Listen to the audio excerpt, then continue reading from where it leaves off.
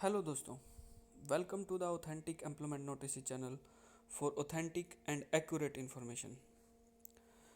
जिन साथियों ने HSSC TGT का एग्ज़ाम दिया है और सोशो इकोनॉमिक क्राइटेरिया के नो गवर्नमेंट जॉब के अंडर जो नो जॉब सर्टिफिकेट आपका बनना था उसके अंडर अगर किसी ने 5 मार्क्स क्लेम किए हैं तो ये वीडियो उन कैंडिडेट के लिए है।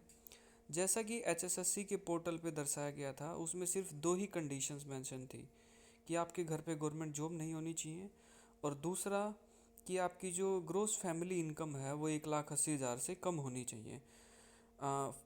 जो आपका जिस साल आप अप्लाई कर रहे हो उससे पहले के फाइनेंशियल ईयर की। वो चीज़ें जो है मैं पहले भी वीडियो में डिस्कस कर चुका हूँ, ये दो कंडीशन। लेकिन एक्चुअली जो है ये दोनों कंडीशन के अलावा भी और कंडीशन हैं जो कि आपने तहसीलदार से सर्टिफाई करवा के जो सर्टिफिकेट अपलोड किया हुआ है उसमें मेंशन की गई हैं, लेकिन काफ़ी कैंडिडेट ने उन कंडीशंस पे ध्यान नहीं दिया है। अगर फैमिली की डेफिनेशन बताऊं मैं आप लोगों को, तो फैमिली की डेफिनेशन भी जो है वीडियो में पहले बता चुका हूं, लेकिन अभी भी आपको जो है वीडियो में कंफर्म कर दूं कि जो मेल अप्लीकेंट है मैरिड, उसमें वो खुद होंगे, उनके फादर मदर वाइफ और अनमैरिड ब्रदर या फिर सन है। तो फीमेल अनमैरिड में खुद अप्लीकेंट, उनके फादर मदर और अनमैरिड ब्रदर। अगर फीमेल मैरिड है तो उस केस में फीमेल के हस्बैंड, वो खुद, उनके father in law mother in law unmarried brother in law और सन। और डाइवर्स फीमेल के केस में उनके फादर मदर और अनमैरिड ब्रदर और सन रहेंगे उनके केस में। अब जो फोर्थ पॉइंट है, जो फोर्थ पॉइंट यहाँ पे मेंशन किया गया है, ये वाला आप लोग देखेंगे। फोर्थ पॉइंट में क्लियरली मेंशन किया गया है कि अगर किसी पर्सन का फैमिली गवर्नमेंट जॉब है और उसकी किसी की सेपरेट पीपीपी जो आईडी है, मान लीजिए आप कोई मैरिड में फीमेल है, तो मैरिड फीमेल और मैरिड जो उनके हस्बैंड हैं, तो उनकी अगर अलग अलग अलग परिवार पहचान पत्र की जो आईडी है, पीपीपी आईडी अलग है, और उनके जो सास ससुर हैं उनकी फैमिली आईडी अलग है। तो इसका मतलब ये नहीं है कि आपके सास ससुर जो है वो उनकी जो इनकम है या फिर उनका जो गवर्नमेंट जॉब का स्टेटस है वो काउंट नहीं होगा। So as per the definition of family, वो भी आपकी जो फैमिली आईडी है उसमें काउंट होंगे, बशर्ते अगर उनकी फैमिली आईडी अलग है तो भी। ये मैटर नहीं करता कि उनकी फैमिली आईडी अलग है या फिर वो आपकी फैमिली आईडी में है। अगर वो अलग हैं तो उनकी फैमिली आईडी भी देखी जाएगी और आपकी भी देखी जाएगी। अगर आपके साथ हैं तो फिर आपकी फैमिली आईडी में ही देख लिया जाएगा। बट जो है आप उनको एलिनिएट नहीं कर सकते, कि उनको अलग नहीं कर सकते, वो आपके जो है फैमिली आईडी में ही काउंट होंगे। अगर आपके सास ससुर गवर्नमेंट जॉब में रहे हैं तो उनकी जो गवर्नमेंट जॉब है वो आपके फैमिली आईडी के हिसाब से काउंट होगी और उनकी इनकम भी काउंट होगी। तो ये क्लियरली इसमें मेंशन किया गया है। अगर सेपरेट फीमेल फैमिली आईडी है तो भी वो काउंट होगी मैरिड के केस में, जो सास ससुर हैं उनकी। अगर किसी भी जो अगर अप्लीकेंट है उनका अगर कोई फैमिली मेम्बर जो है एक बार सेलेक्ट हो जाता है किसी गवर्नमेंट जॉब में, जैसे कि अगर मान लो जब आप अनमैरिड थे, तो अनमैरिड थे उस टाइम पे अगर आपका भाई सेलेक्ट हो जाता है गवर्नमेंट जॉब में और अभी भी आप अनमैरिड हैं, तो आप गवर्नमेंट जॉब के लिए अप्लाई नहीं कर सकते हैं, क्योंकि वो बेनिफिट वो ले चुके हैं। बट एक केस और है, अगर अब मान लो आप मैरिड हैं और आपकी फैमिली आईडी चेंज हो चुकी है, तो उस केस में जो आपकी मैरिड जो फैमिली है, जो आपकी हस्बैंड की जो फैमिली है, उसमें अगर कोई भी गवर्नमेंट जॉब में नहीं है, तो उस केस में आप वो मार्क्स क्लेम कर सकते हैं। लेकिन अगर उस फैमिली में अगर कोई गवर्नमेंट जॉब में है तो आप जो है मार्क्स क्लेम नहीं कर पाएंगे। जो स्टेटस आपका 15 मार्च तक स्टेटस है वही देखा जाएगा। अगर मैरिड हो तो मैरिड का स्टेटस देखा जाएगा, अनमैरिड हो तो अनमैरिड का स्टेटस देखा जाएगा इस हिसाब से।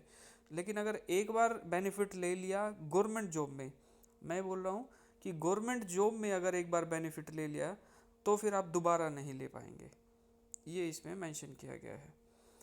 अब तीसरे जो सिक्स्थ कंडीशन है आप लोग देखेंगे, जो सिक्स्थ वाली कंडीशन है वो क्या है कि ग्रोस फैमिली इनकम जो है आपकी 1,80,000 से कम होनी चाहिए, और इसमें आप लोग जो है वो डिक्लेरेशन भी कर रहे हो।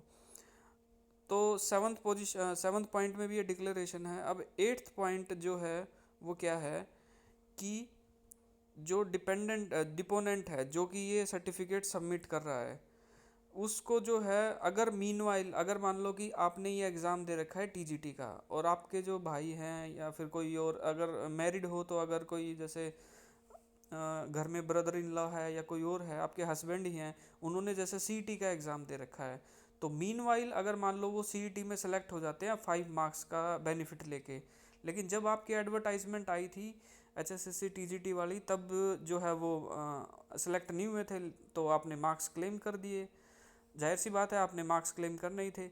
लेकिन मीनवाइल जो बीच में है, अब जैसे टीजीटी का रिक्रूटमेंट पूरा नहीं हुआ है और बीच में उनकी जॉब लग गई 5 नंबर लेके, तो आपको डीवी के टाइम पे वो मार्क्स जो हैं वो विड्रॉ करने पड़ेंगे अपने।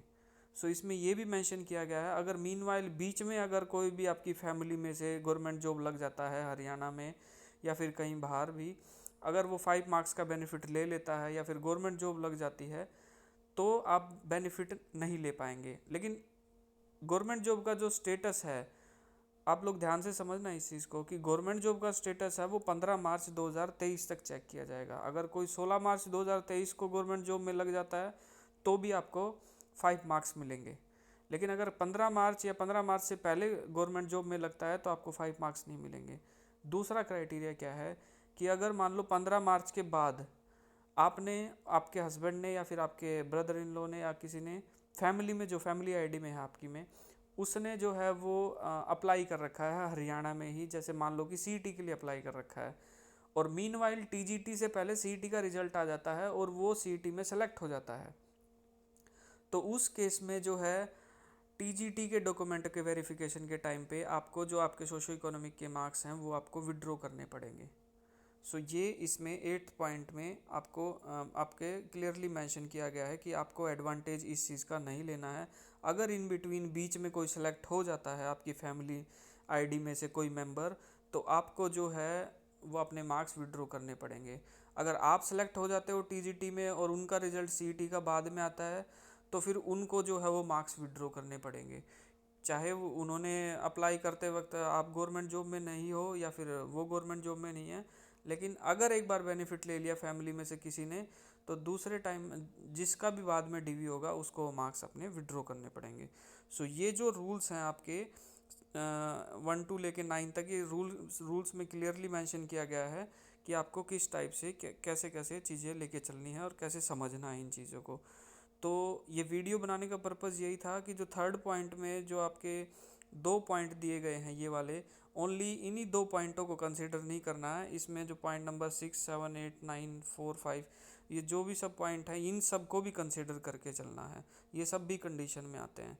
सो आई होप आप लोगों को कंडीशन सारी क्लियर हो गई होंगी सोशो इकोनॉमिक क्राइटेरिया के नो जॉब सर्टिफिकेट की।